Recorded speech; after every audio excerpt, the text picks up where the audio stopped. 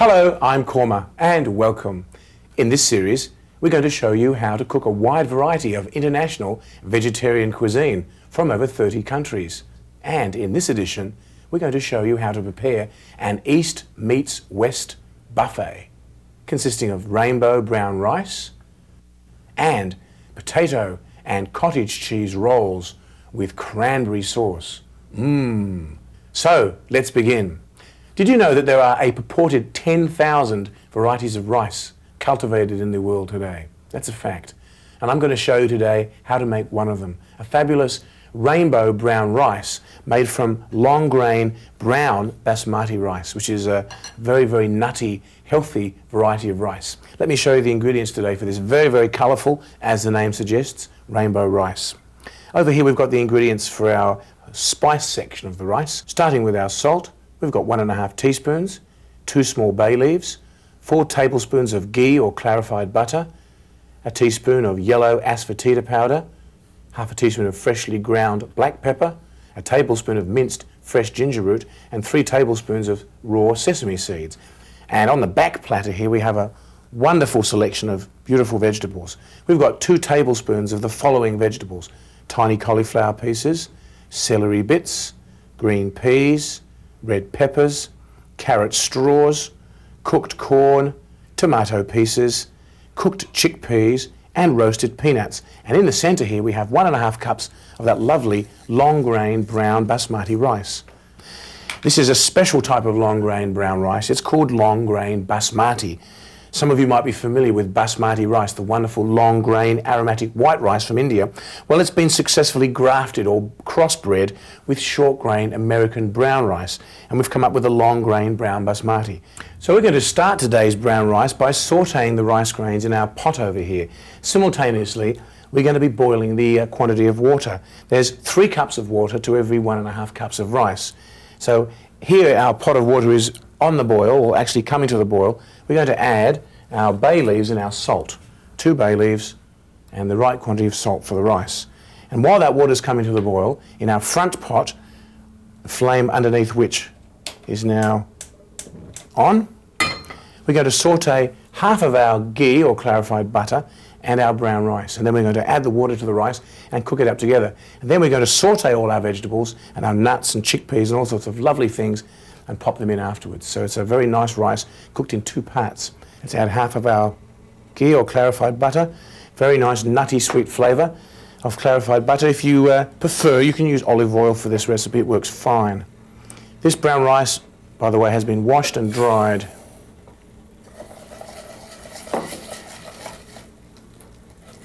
Now, this is the sauté method of cooking rice. The rice grains are sautéed for a little bit, then the boiling water is poured on top of them. This helps the rice grains to stay separate. It's important for this dish because we're going to pan fry the rice at the end with all the vegetables together. And we want to create a situation where the rice grains stop from going gluggy or sticking together. Of course, brown rice, especially long grain brown basmati, is very versatile. It doesn't really stick together very much. You have to be really a bad cook to make gluggy basmati rice. So when you toast your grains, you should make sure you don't scorch them. Have a nice wooden spoon, and you should cook the rice in a pot big enough to add the rice and all the water. Don't forget, if we were to reverse these pots and put the rice in that one and the water in there, you'd find that you wouldn't be able to fit it all in one pot. So keep that in mind. The bottom of the pot should be very solid, and it should be cooking on a flame which is suitable and which isn't going to go out halfway through the cooking process, because rice is cooked on a very low flame for a long period of time, especially the brown rice. You can cook white rice in the very same way, except that you would cook it for half the time. Brown rice is going to take about 40 to 50 minutes to cook. Okay, the rice grains are sufficiently sautéed. What do you think? Have a look. Notice the grains are becoming a little whitish in colour. They're starting to crackle a little bit. Our water's come to the boil, so at this point in time, turn off our water and pour the water into our rice, like so.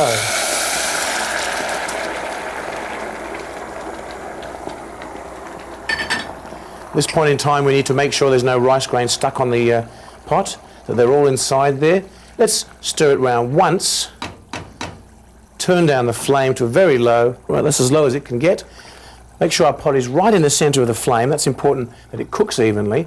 Now the bubbles are just breaking the surface. That's the sign that the rice is simmering. Let's pop the lid on top now. That's quieted it down a bit. Now this is going to cook for about 40 or 45 minutes. Don't take off the lid and dig it around every now and again, otherwise you'll mush it up. Just trust the ancient cooking method, and in 40 minutes just peep inside and see the rice, have a feel of it and see if it's cooked. But for now we should leave it undisturbed so it can cook peacefully. What we're going to do while the rice is cooking is do a few other things for the recipe, starting with toasting our sesame seeds over here in our little pan. This is a lovely little pan that I always use for my toasting purposes because it's has such an even heat. It's cast iron and therefore it doesn't scorch or burn easily. Ideal for toasting and roasting things.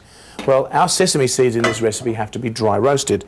So let's find the flame here, pop it on. Let's pop our sesame seeds in our pan here and dry roast them. The easiest way to dry roast is to take a wooden spoon. This is my favourite wooden spoon, this one. It's been with me for many years. See, it's very well seasoned. We're going to stir our sesame seeds very, very smoothly like this so they can be evenly toasted on our pan. They start to pop around after a few seconds. Here they go, snapping and crackling. And we're going to evenly toast them till they're a lovely dark brown colour. Now our sesame seeds here are looking very, very healthy indeed. Beginning to go a light sun-tanned colour here, sort of like Bondi Beach brown. Have a look. Bondi Beach brown is referring to the colour of the suntan of the people there, not the colour of the water, although the water does look a little tarnished these days. Well, that's as far as I'm going to take those little sesame seeds. Let's give them a bit of a shake and turn off the flame. Now we just have to let the whole lot cool down a little bit here. Maybe what I'll do is transfer them into our little glass container. That'll be the best thing because this pan tends to keep its heat for some time. The best thing to do after you've toasted something in a hot pan like this is to remove them. Otherwise these tend to keep cooking. That's especially the case with sesame seeds because they're very, very high in oil, very oil rich. I think something like 30 or 40% oil, maybe even more. Right, sesame seeds are ready. Now while I'm over this side, I'm going to chop up my fresh coriander. Fresh coriander is another wonderful flavour in our rice. Fresh coriander, of course, is the green, leafy part of the coriander plant. When you pop sesame seeds, or should I say coriander seeds, into the ground, you come up with a beautiful coriander plant. Here's one over here I'd like to show you. Fresh coriander with all those lovely little frondy leaves. Well, I've taken a few of those leaves and I'm chopping them up now. It adds a wonderful herbal flavour to your rice.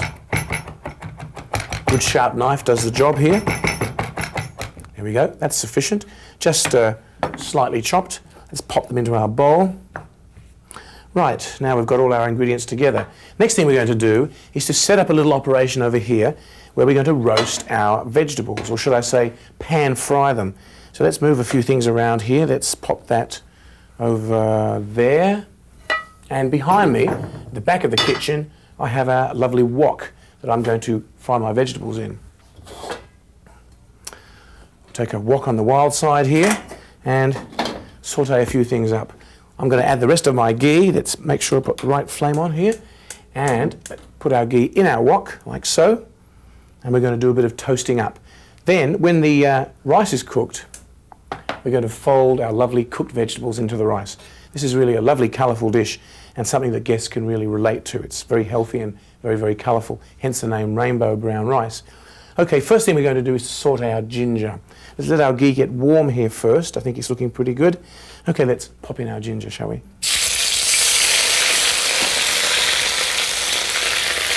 Our yellow asafoetida powder. Our black pepper. Saute it up a little bit here. Lovely fragrance. We've got our cauliflowers, our celery, green peas, lovely red peppers. Oh, so colourful, just like a rainbow. Carrots. And we're going to saute these up here for about a minute or so until they go a lovely tender texture, and then we're going to proceed on adding the rest of our vegetables. Okay, I think our vegetables here are looking very nice. Cauliflowers are cooked, just a little firm, that's very nice. Let's carry on with our tomatoes, shall we? Here goes the tomatoes, the corn, chickpeas, our peanuts, of course those peanuts are pre-cooked, our lovely sesame, and our fresh coriander leaves. Now let's just stir our veggies up here for a few moments. Well, a few moments are up. Turn up our flame. We don't want to cook those tomatoes or the corn pieces any further. They're very, very delicate. Now, if you were cooking this dish at home, what you could do is, when the rice is 5 minutes before completion, fry up all the vegetables, take the lid off the rice when it's done, and tip all the rice into the veggies and serve it straight away. Because what we're doing is we're cooking our rice now, and it won't be ready for about 30 minutes. So I'm going to go away and do a few things out the back. When the rice is done, I'm going to come back, reheat our vegetables here for a few seconds, mix it together, and it'll be ready for serving for our lovely East meets West buffet. So excuse me, got a few things to do. Well, our rice is well and truly done at this point. I turned it off about 5 minutes ago and it was looking wonderful, but I left the lid on so it would steam up and those little rice grains would be lovely and plump and juicy. Well, here they are. You can see how nice they are. They're all separate. You take 1 grain of rice and you can squeeze it between your thumb and forefinger and it's lovely and soft inside. So what we're going to do now is to put a little flame underneath our wok of vegetables like so, and we're going to fold our rice into our veggies, saute it up, and it's done. Simple as anything. Our vegetables are looking very, very nice here. Just 30 seconds or so here, and we're ready for action. You know, I made this rice preparation for 100 people once, and it worked perfectly. If you saute your rice grains this method with the water added after the sauteing, you can cook voluminous quantities of rice. It doesn't matter. You simply multiply the quantities out. I had a giant wok about this big, with lots and lots of veggies inside, and I didn't exactly tip it in, but I spooned it out and stirred it up and everyone loved it. Okay, our vegetables are looking lovely. Let's transfer, maybe we'll use a wooden spoon here and gently escort our rice grains out of the pot. Oh, so lovely and fluffy, into our vegetables here. Here we go.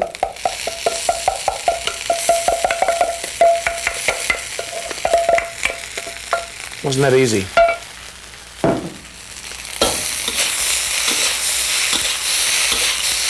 Saute them all up, mix them all together.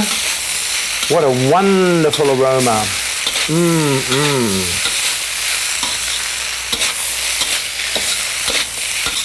And there it is. That's as far as I'm taking it. It's looking absolutely wonderful. Hot and ready to go. An exquisite batch of rainbow brown rice. It's a winner.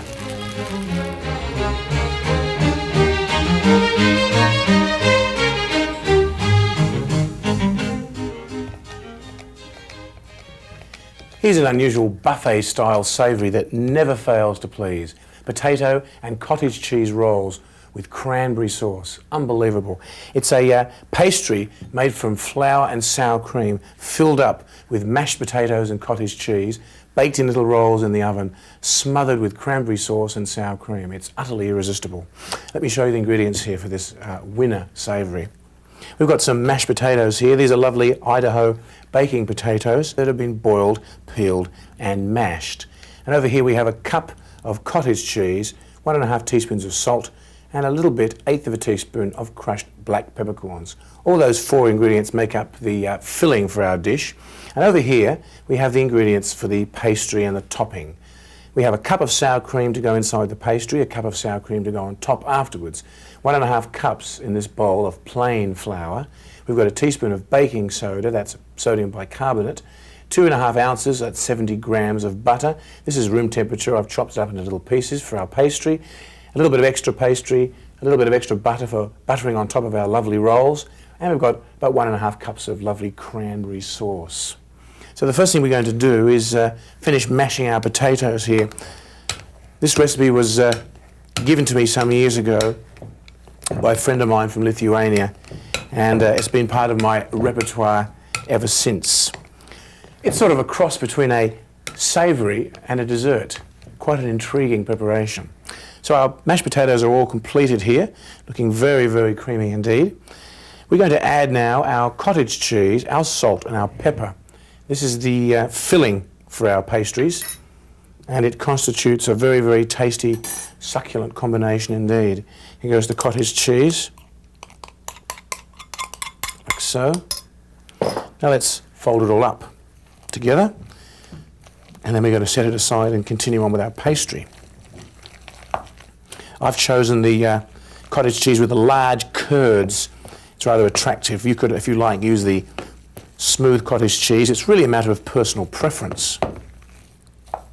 One thing I like about this dish is it's so chock-a-block full of natural, earthy ingredients, the sort of thing you could imagine living on the farm and using. You could grow your own wheat, produce the flour. You can grow your own potatoes and berries. And if you had a few cows, you could milk the cow, separate the cream from the milk, put some of the cream aside, make it into butter, sour the rest of the cream, and basically speaking, that's it for this recipe. Very, very simple, rustic, country-style ingredients.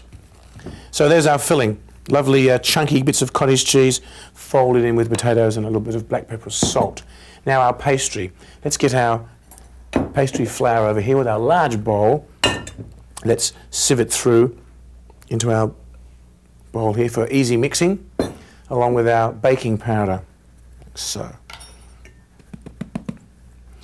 A quick shake through our sieve does the job.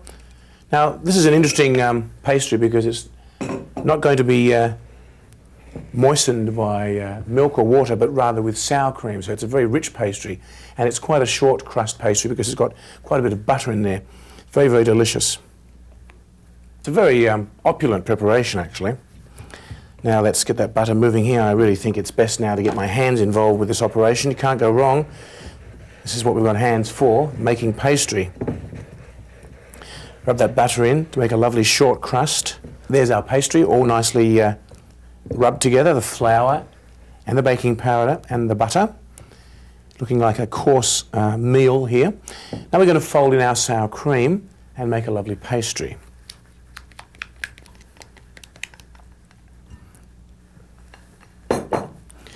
Now let's rub it all in, like so. And you can gradually gather your pastry into a lump in the center of the bowl, like so. You might sometimes have to add a little extra flour. It really depends on the nature of your flour that you started with and the type of sour cream you're using. Sometimes some sour creams are a little moister, more moist than others. This is looking pretty good. I think I will sprinkle a wee bit of flour in there just to dry it off a little. Like so. Well, that's feeling very nice indeed. Let's turn our pastry onto our board here. Maybe we'll take a little flour and flour the board in order to allow our pastry not to stick. Let's give it a nice knead here. This is feeling very wonderful. That sour cream really makes a wonderful pastry. A little more flour, I think. It's rather sticky today. I think it's the weather. So that's feeling very wonderful indeed. Now, I'm going to gather it all up into one ball in the center of the board. Let's sprinkle a light coating of flour right across the board here, like so.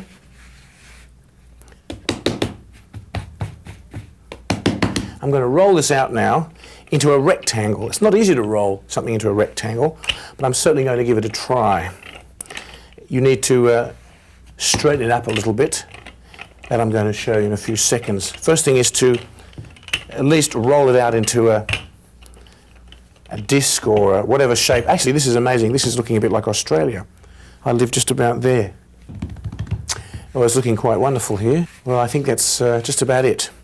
So now we're going to place our cottage cheese filling on top. Cottage cheese and mashed potatoes. This has to be done with a little bit of care because oftentimes, if you're a little heavy-handed, you rip holes in the pastry because it is a very, very delicate dish.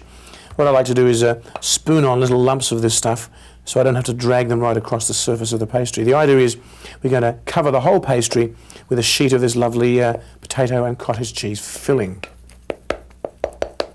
Right, that's all the bowl emptied out here. Let's save every little bit. Now, very, very carefully, maybe with the aid of a spatula here, we're going to cover the surface of the pastry with the mashed potatoes in as even a sheet as you can possibly do it. So we have to gradually smooth the potatoes out across the surface of the pastry, gradually coax it along, not forcefully, but very, very gently, until the whole surface of the pastry is evenly covered. You can butt up the filling right up to the very edge of the pastry. So when you roll this up, it's very, very neat looking. When our guests bite into these little things, there'll be little chunks of cottage cheese to tantalise their palate. So here we are right at the other edge, and we're just lining everything up here. This is so far a very successful batch of potato cottage cheese rolls. Everything's looking very precise here. So our potato has gone right to the edge, as you can see. Maybe this corner needs a little bit of smoothing out. Spend a few minutes on this, make sure it's nice and smooth, because when you roll it up, if it's a little uneven, then the rolls come out a little wonky. So now here comes the interesting part. We're going to roll it up. Come close and I'll show you how to do that. We have to roll it in such a way that the wide edge is rolled across like this. So very, very carefully lift up the edges like so. Very, very carefully get your fingers underneath and roll it over like so. This is very, very tricky, so be careful. Make sure that board was floured nicely before you started this. Gradually gather and roll it up like so. Now we have to just roll it here a little bit, make sure it's all evened up. Just take a knife and smooth off the edges. Now there's two things you can do at this point. You can bake it whole like this, or you can cut it up into 8 sections. Well, I'm going to cut it up into sections today. I find the little rolls a lot more attractive than the whole one. So let's cut it in half. There's a half. Now let's cut this half in half, like so. In half again.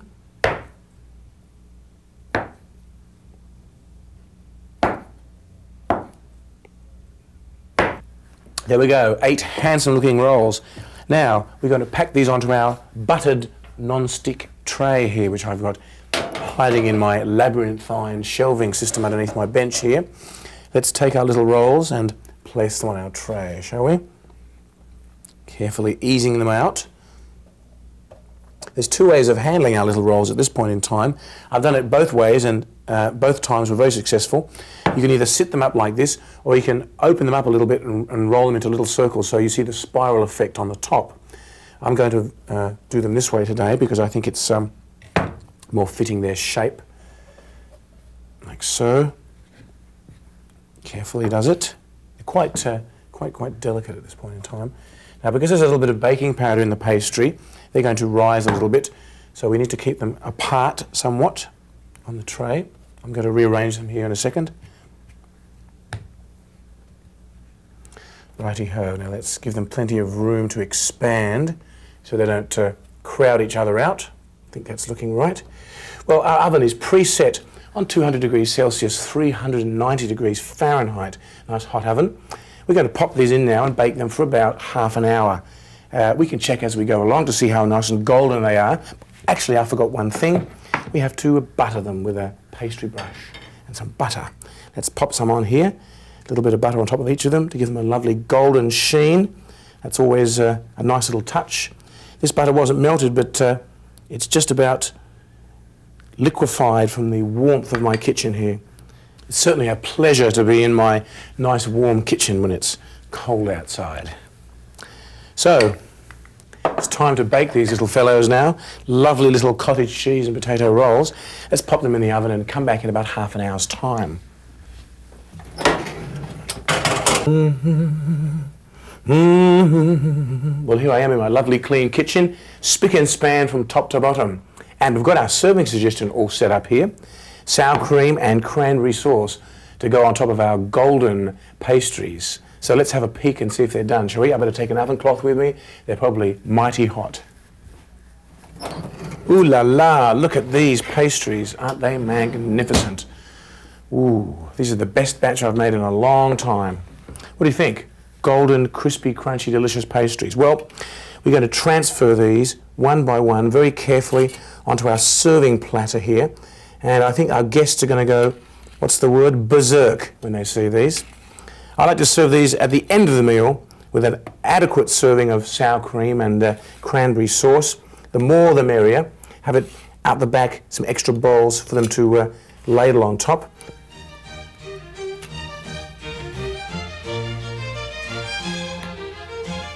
Well, that's it for this edition of Cooking with Kurma. I do hope that you'll enjoy preparing these dishes as much as I've enjoyed sharing them with you.